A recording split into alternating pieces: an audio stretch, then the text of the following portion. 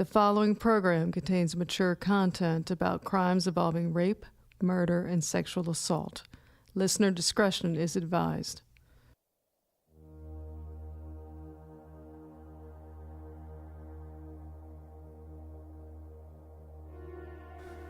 It was the last weekend of summer, and at 1 o'clock in the morning on Saturday, September 19th, 1987, mechanic Arnold Ellis was coming home late from a night out.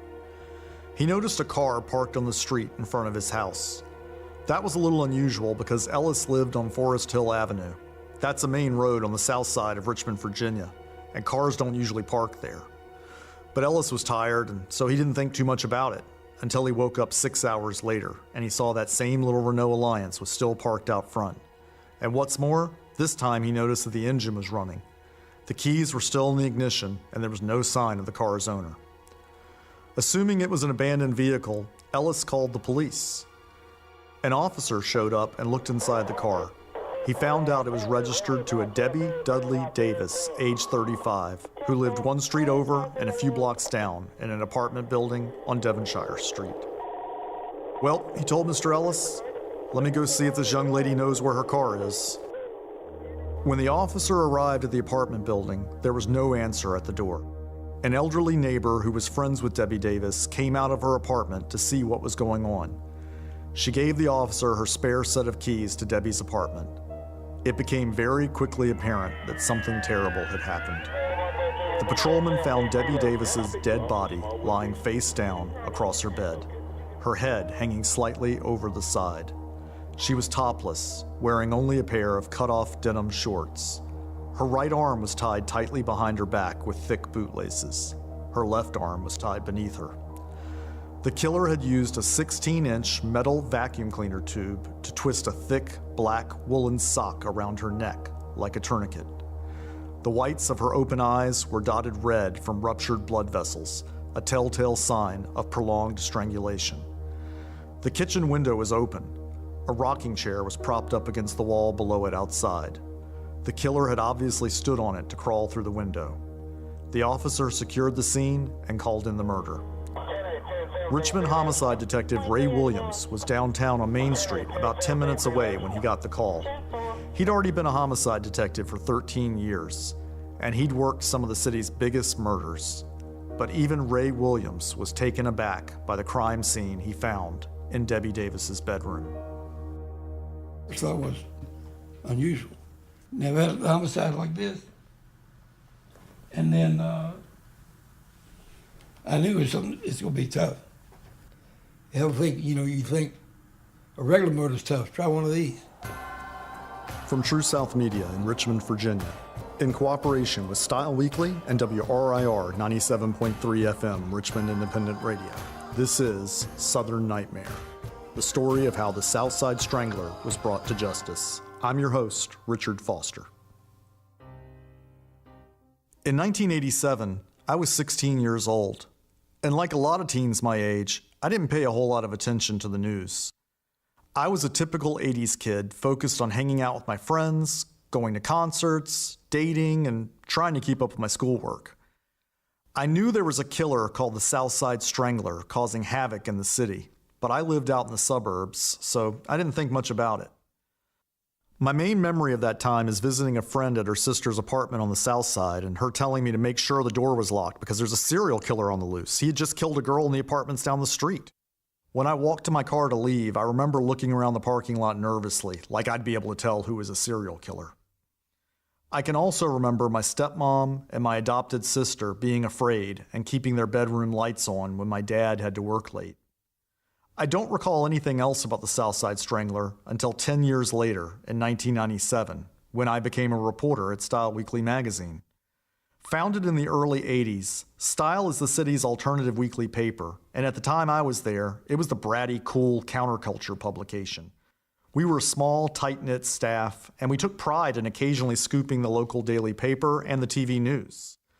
I covered all kinds of stories there, from murders and a corrupt mayor to the political ambitions of a new city councilman named Tim Kaine. Not long after I started working at Style, I found out from some coworkers that one of the South Side Strangler's victims, Debbie Davis, had also worked there. I was told that it was a dark time at Style and try not to bring it up because it was still a painful memory for the people there who had known Debbie. These days, I still write occasional pieces for Style, but it's been almost 20 years since I was a full-time reporter there. It was probably my favorite job I ever had, and I was so closely identified with it here in Richmond that sometimes I run into people who think I still work there. Late last year, I began talking with Style about doing a project on the South Side Strangler killings. Debbie Davis was one of our own, and we felt that we owed this to her. We realized that we were in the midst of the 30th anniversary of the case, and that this was probably our last chance to tell the story. Many of the key players in the case are now in their 60s and 70s, and most of the victims' parents have passed away, still grieving for their lost loved ones who died in such fear and agony. The more I dug into this, the more I realized that this is not only an epic crime story, but it's probably one of the most important chapters in the history of the modern American criminal justice system. And chances are good that you've never even heard about it. Over the 10 episodes of this podcast, I'll be talking with the homicide detectives and prosecutors who desperately worked to stop this serial killer. And we'll find out how the South Side Strangler became the first murderer in American history to be caught using DNA evidence. You'll also hear about how this case changed criminal investigation work across the nation and how it led to freeing a wrongly convicted man. And we'll hear from friends and family members of the women killed by the South Side Strangler. In a lot of books and movies and TV shows, murder victims are reduced to plot points, to objects. They're not treated like real people. Over 30 years, some memories have faded, but the pain of these murders still echoes on in the people who knew and loved these women, and they deserve not to be forgotten.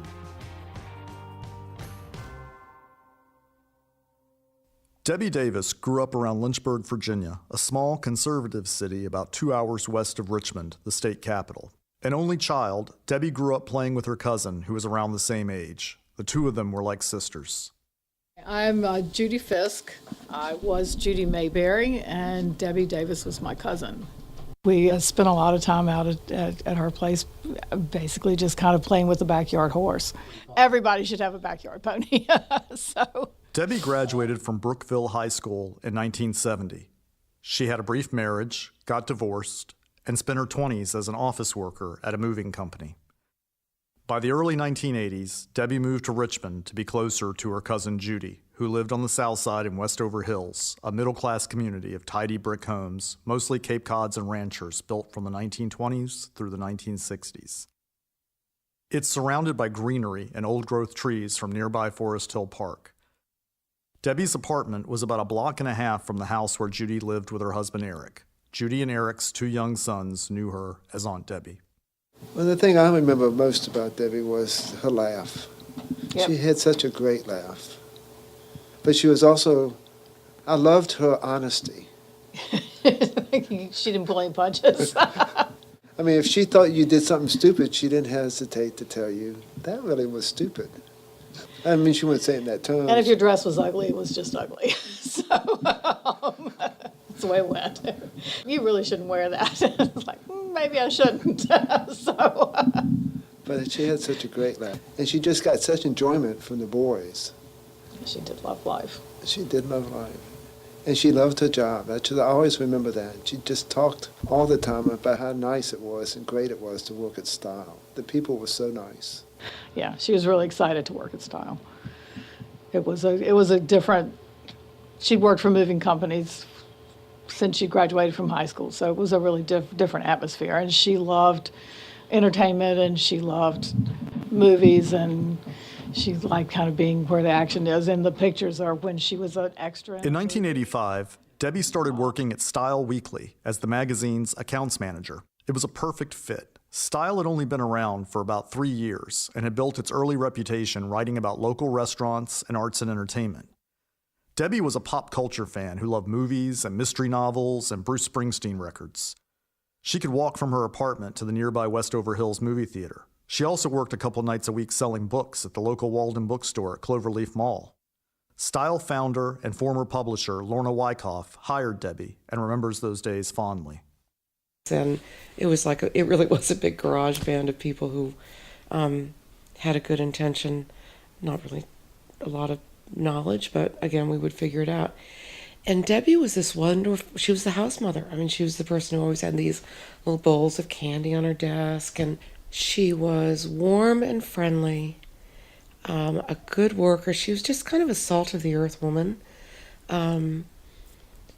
She liked to read, so she was always reading the latest paperback or bestseller.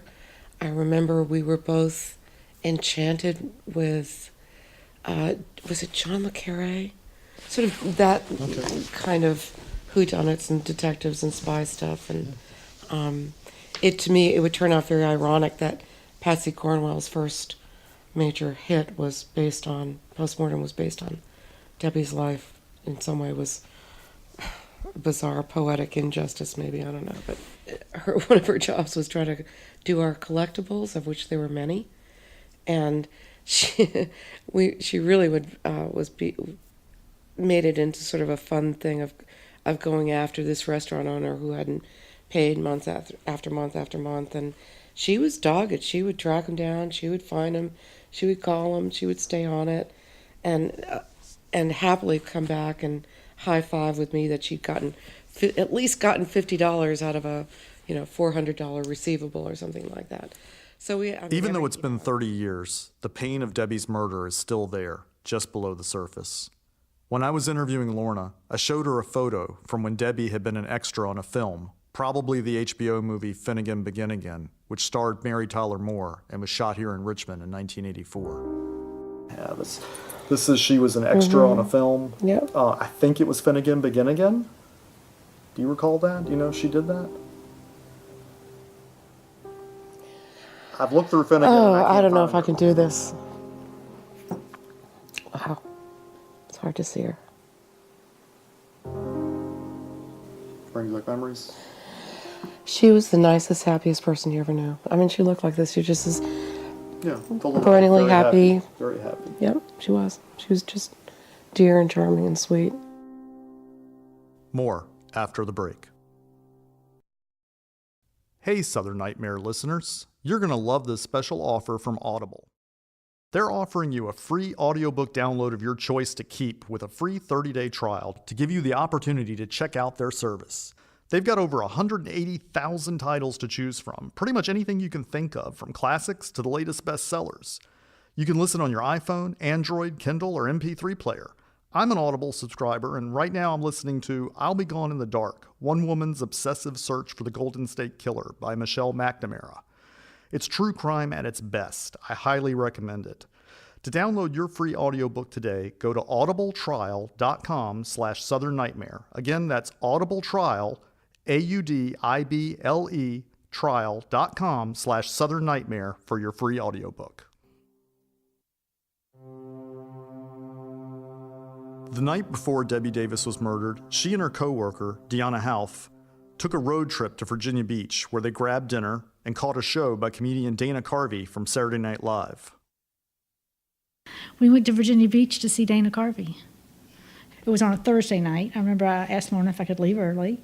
We went down there. I remember being church lady at that thing, but mostly I remember from that routine, his comedy that night, he was a guy at a high school dance. We did not run out on our check, but this is the first time I've ever done anything like this. We wanted to walk on the beach before the show, and it was taking so long to get our check. So we just had to leave a bunch of cash and leave. I remember that clearly. I don't really remember. We were rushed. We were laughing and giggling because we had just done this kind of bad thing. And it wasn't bad, and we covered it. But you know what I'm saying. This thing that felt bad at the time because the owners of the restaurant were annoyed with us because they knew we were leaving. But we left cash. And it was important to us to walk on the beach, and I'm very glad we did, based on what happened, of course. Later that night, Deanna dropped Debbie off outside her apartment and waited to drive off until Debbie was safely inside. But I remember seeing her, I could see her hand. You know how you kind of wave out the window, yeah, man, I'm fine, the light went on, and so I remember that. And then, of course, later I remember thinking, was he watching that? Because I think they think he knew who she was, that he watched her.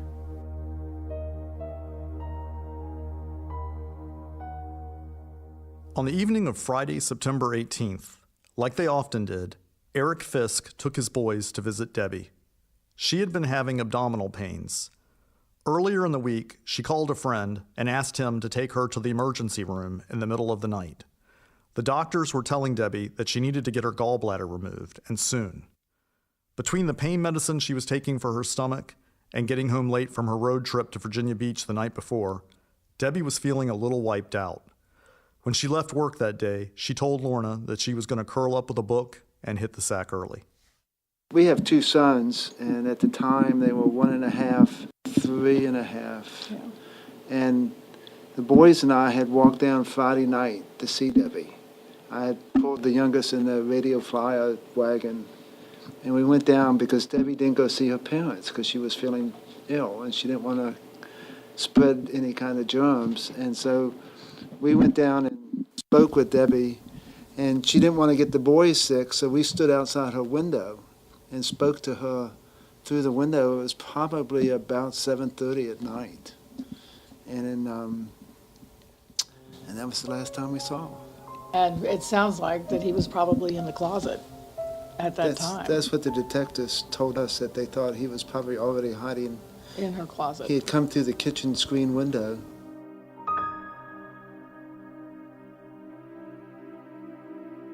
Eric Fisk and his sons were likely the last people to see Debbie Davis alive. At that point, she probably had less than 4 hours to live. At around 8:30 p.m., she phoned her parents, Bill and Joe Dudley. Bill had come to Richmond earlier in the week to carry Debbie to the hospital for a sonogram, and they were discussing when she'd be coming home to Lynchburg to get the gallbladder operation she needed. After about an hour, Bill and Joe said goodbye to their daughter, never realizing it was for the last time. It was more than likely, Ray Williams says, that the South Side Strangler was already inside the apartment, listening to every word. I think he was hiding in the hallway closet. Now, her eyeglasses were in the hallway, and so was a toothbrush. She was probably going to the bathroom to brush her teeth when he grabbed her. I would say he watched each one of them for more than 5 days, and probably on a weekend, plus Monday, Tuesday, Wednesday. But he would make sure that nobody was there with him.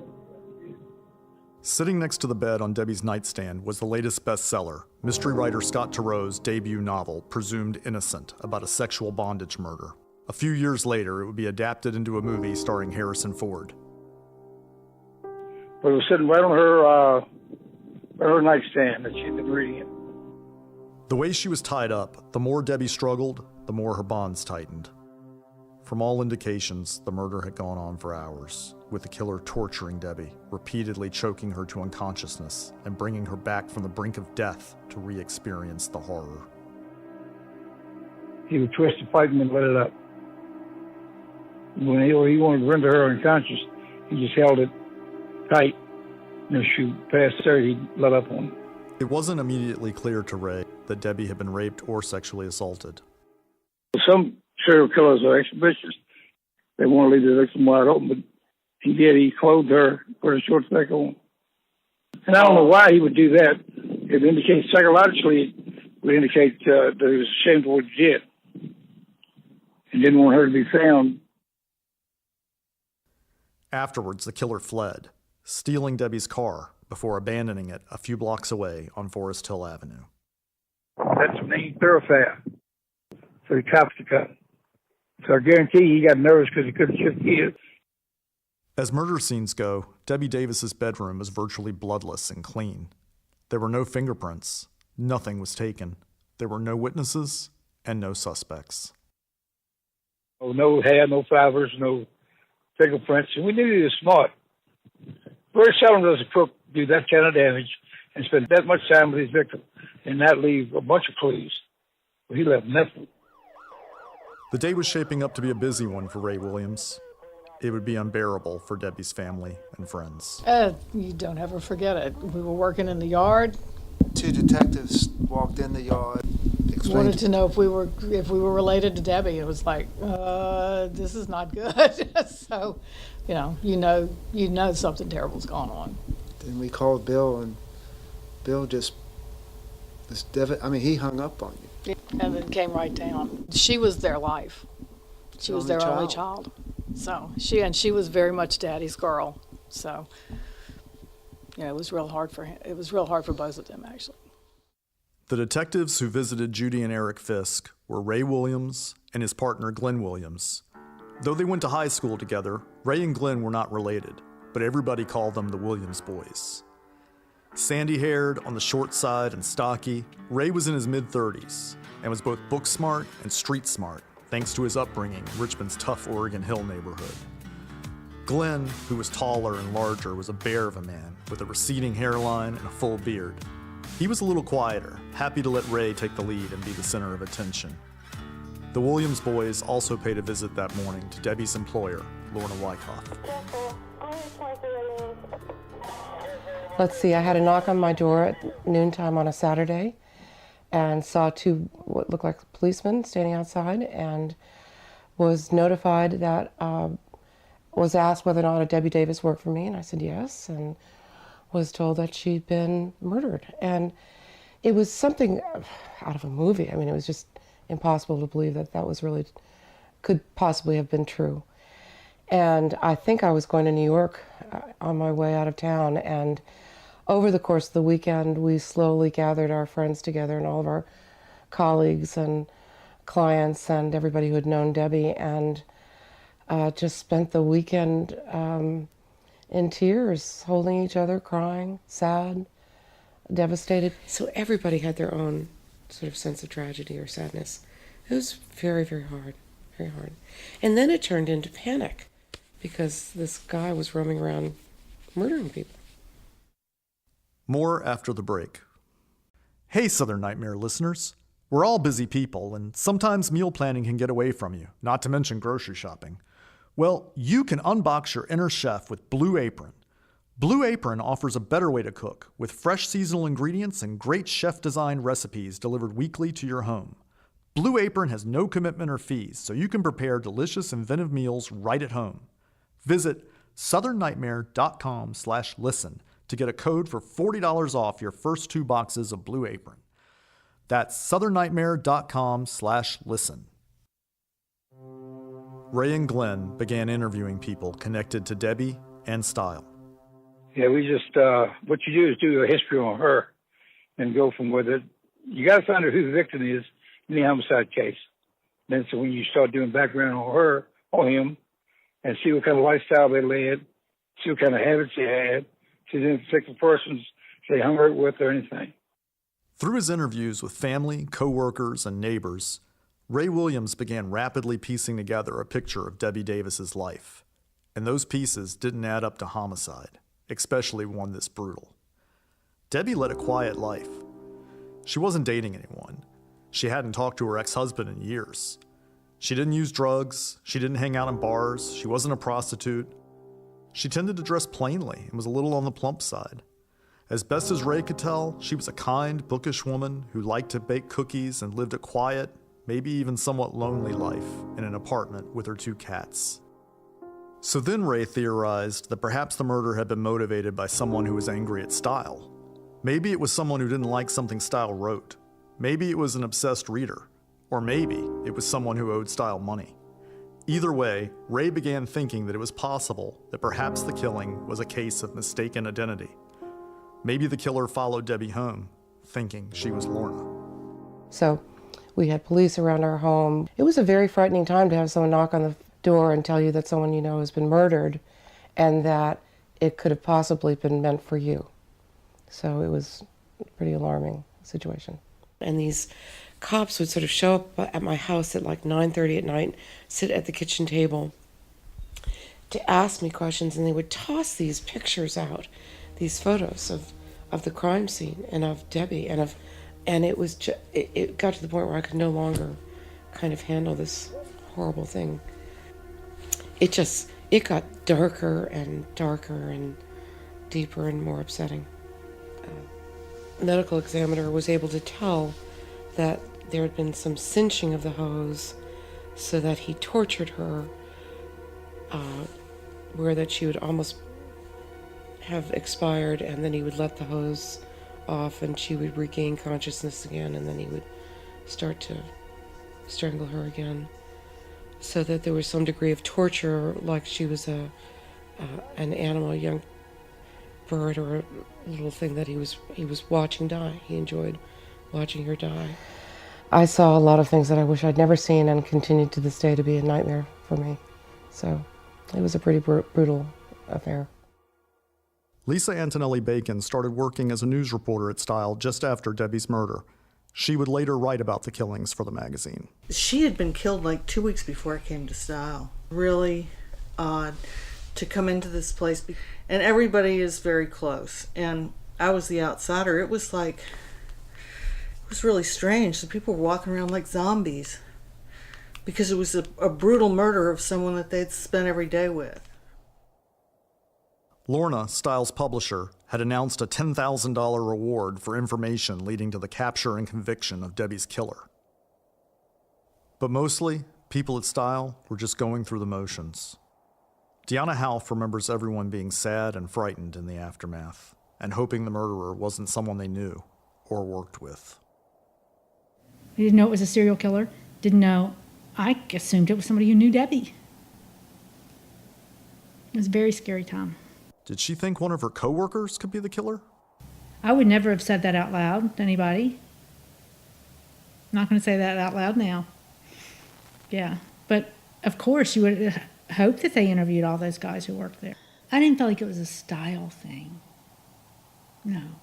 I did feel like it was someone who knew her, so maybe it was someone I knew. I did feel like that. Maybe. But not just for those first few weeks. Once there was another murder, no. I didn't feel that way anymore. I mean, it was obvious we had some kind of, I stopped thinking that. I started realizing it was something else was going on in the city that had nothing to do with, that had to do with her neighborhood, not where she worked. When it's a murder, and then when it's part of a serial murder, I mean, yes, you've lost your friend, but it becomes that more. And who Debbie was kind of gets a little clouded by all the other hoopla. They were more than victims. They were they were accomplished women in their own rights, and they meant something to the people who they left behind. And it's true of all murder victims, whether they're rich or poor or black or white, or they leave behind people whose lives are devastated and who change forever. These days, Debbie's cousin Judy is the minister of music and worship at a local Baptist church. Her husband Eric is a retired senior assistant state attorney general. They still live in the same house in Westover Hills, a block and a half away from where Debbie Davis lived and died. I mean, there's a sadness that goes with you all the time because she lives so close to us. You ride by the house and drive by the house all the time. I often wonder who lives in that apartment and how they live there. I don't want to tell you what went on there.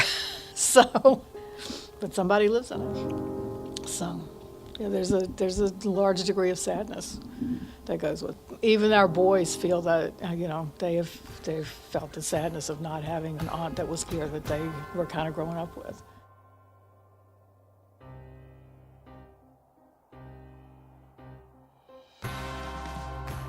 Next time on Southern Nightmare. I told you, Glenn got there, and I told Glenn, I said, the same son of a bitch that killed Debbie Davis killed her.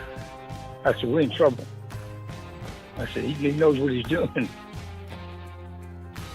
Southern Nightmare is a production of True South Media in partnership with Style Weekly Magazine and WRIR 97.3 FM Richmond Independent Radio.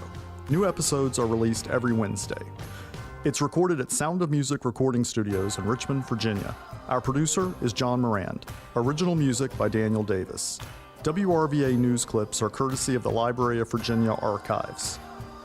For exclusive content like extended interviews and videos, please support this podcast by making a donation at southernnightmare.com/donate. And please share your positive review on iTunes so others can find the show. We'd like to give special thanks to everyone who gave their time to talk with us, and to you for listening. I'm Richard Foster. This is Southern Nightmare.